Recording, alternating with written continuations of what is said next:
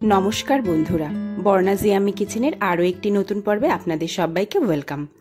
আজকে আমি আপনাদের সঙ্গে শেয়ার করতে চলেছি একটি নিরামিষ পটলের রেসিপিটি সম্পূর্ণ নিরামিষ, কোনো পেঁয়াজ রসুন আমি ব্যবহার করিনি। এই রেসিপিটা এতই দুর্দান্ত খেতে, এটা রুটি, লুচি, পরোটা, ভাত, এমনকি ফ্রাইড রাইসের সঙ্গেও আপনারা অনায়াসে পরিবেশন করতে পারেন। আর এটা বানানো ভীষণ সহজ। এমন কোনো মশলা আমি এই রান্নায় ব্যবহার করিনি যেটা আপনার হাতের কাছে নেই। তাহলে চলুন আজকের এই নিরামিষ পটলের রেসিপিটি আমরা শেয়ার করে নিই।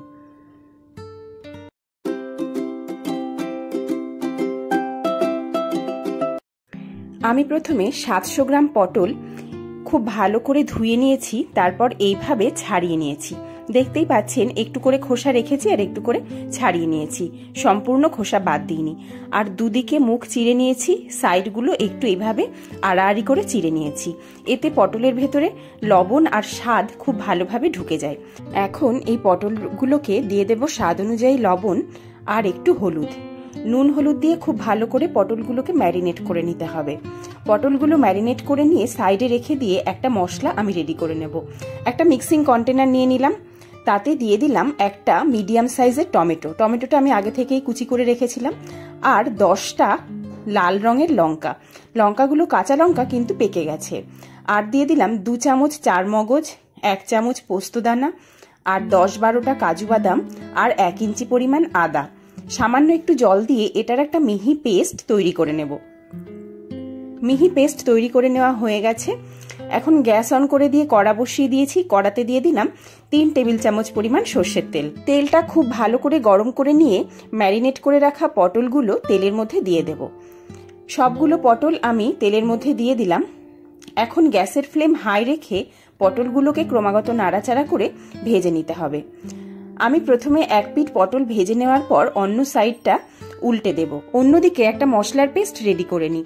একটা বাটিতে সামান্য জল নিয়ে নিলাম, তাতে দিয়ে দিলাম 1.5 টেবিল চামচ পরিমাণ ধনের গুঁড়ো, 1 টেবিল চামচ পরিমাণ জিরের গুঁড়ো, 1 চামচ কাশ্মীরি লঙ্কার গুঁড়ো, এটা রং হওয়ার জন্য, আর দিয়ে দিলাম ছোট 1 চামচ হলুদ। এখন খুব ভালো করে গুঁড়ো মশলাগুলোকে মিশিয়ে নিতে হবে, দিয়ে একটা ঘন পেস্ট তৈরি করে সাইডে রেখে দিতে হবে। এই মশলাটা রান্নায় পরবর্তীতে কাজে লাগবে। এখন পটলগুলো আরও একবার নাড়াচাড়া করে নিলাম। পটলের চারপাশটা ঘুরিয়ে ঘুরিয়ে খুব ভালো করে লাল লাল করে ভেজে নিতে হবে, যেন চারদিকটাই ভালোভাবে ভাজা হয়। পটলগুলো আমার এই পর্যায়ে ভাজা হয়ে গেছে। আমি এখন ভালো করে তেল ঝরিয়ে অন্য একটি পাত্রে ভাজা পটলগুলোকে উঠিয়ে রাখলাম। একে একে সব পটল আমি তুলে নিলাম অন্য একটি পাত্রে।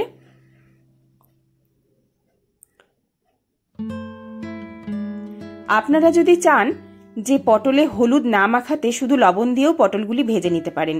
হলুদ মাখালে তেলের রংটা একটু কালো হয়ে যায়। আমি এখন ওই একই তেলে দিয়ে দিলাম গোটা গরম মশলা, 3টে এলাচ, 4টে লবঙ্গ আর 1 টুকরো দারচিনি।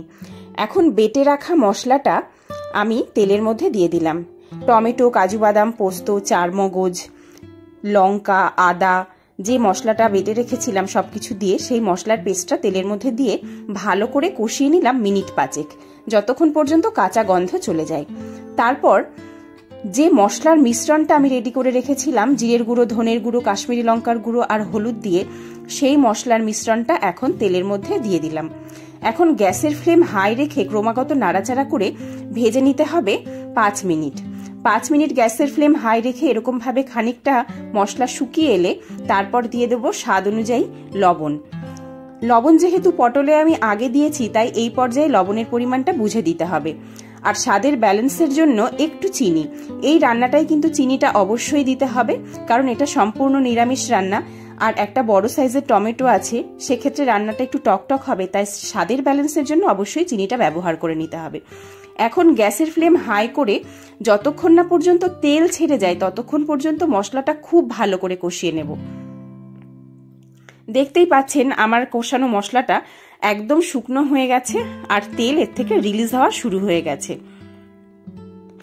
মশলা কিন্তু কষতে কষতে কালার চেঞ্জ হয়ে গেছে, সেটা আপনারা দেখতেই পাচ্ছেন। টকটকে লাল রং এসে গেছে এই পর্যায়ে। এখন ভেজে রাখা পটলগুলো মশলার মধ্যে আমি অ্যাড করে দিলাম। গ্যাসের ফ্লেম মিডিয়াম টু হাই রেখে পটলের সাথে মশলার মিশ্রণ খুব ভালো করে মিশিয়ে নিতে হবে এই পর্যায়ে। এতে করে মশলার সমস্ত স্বাদ পটলের মধ্যে ঢুকে যাবে, আর এই কারণে খেতে খুব ভালো হবে। অবশ্যই এই স্টেপটা কিন্তু একদম মিস করা যাবে না। মশলা দিয়ে পটল খুব ভালো করে আমি 5 মিনিট কষিয়ে নিয়েছি। এখন আমি দিয়ে দিলাম কিছুটা পরিমাণ জল। জলের পরিমাণটা এমন দিতে হবে সেটা যেন পটলের থেকে ওপরে না উঠে আসে, পটল আর জল যেন একই লেভেলে থাকে। এই রকম মাপ রেখে জলের পরিমাণটা অবশ্যই দিতে হবে। বেশি জল দিয়ে দিলে কিন্তু রান্নার টেস্টটা নষ্ট হয়ে যাবে।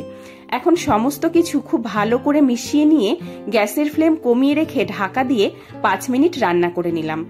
5 মিনিট পর ঢাকনা খুলে আবারও সমস্ত কিছু খুব ভালো করে মিশিয়ে নিলাম। পটল আগেই ভেজে রাখা আছে, সে কারণে সেদ্ধ হওয়ার কোনো ব্যাপার নেই। মশলার সমস্ত স্বাদ ও গন্ধ যাতে পটলের মধ্যে ঢোকে সেই কারণেই এরকম সিমে দিয়ে রান্না করা।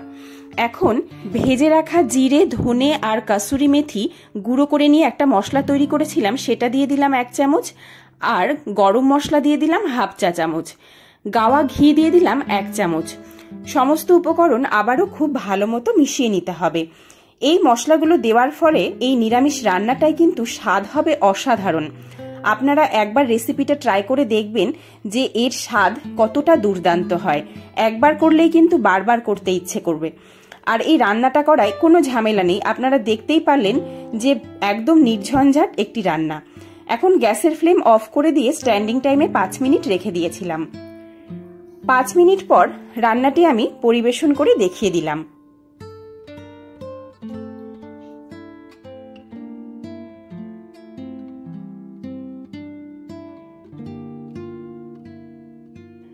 আমার এই নিত্য নতুন রেসিপিগুলো যদি আপনাদের কাছে ভালো লেগে থাকে তাহলে অবশ্যই একটা কমেন্ট করতে ভুলবেন না। যদি ভালো লাগে অবশ্যই কমেন্ট করে আমাকে জানাবেন। আমি বর্ণা, আপনারা দেখছিলেন বর্ণাস ইয়ামি কিচেন। আমার এই রেসিপিগুলো যদি আপনাদের ভালো লাগে অবশ্যই আমার চ্যানেলটি সাবস্ক্রাইব করার অনুরোধ রইল। আর আমার রেসিপিগুলো যদি ভালো লাগে লাইক, কমেন্ট, শেয়ার করতে কিন্তু ভুলবেন না। এই রেসিপিটি আপনারা রুটির সাথে, লুচির সাথে, পরোটার সাথে, এমনকি ভাতের সঙ্গেও কিন্তু অনায়াসে পরিবেশন করতে পারেন। তাই রেসিপিটা অবশ্যই একবার আপনাদের ট্রাই করার অনুরোধ রইল। যদি ভালো লাগে অবশ্যই জানাবেন। আজকের মতো এখানেই শেষ করছি। আবার দেখা হবে পরবর্তী কোনো এপিসোডে নতুন কোনো রেসিপি নিয়ে। সবাই ভালো থাকবেন, সবাই সুস্থ থাকবেন। ধন্যবাদ।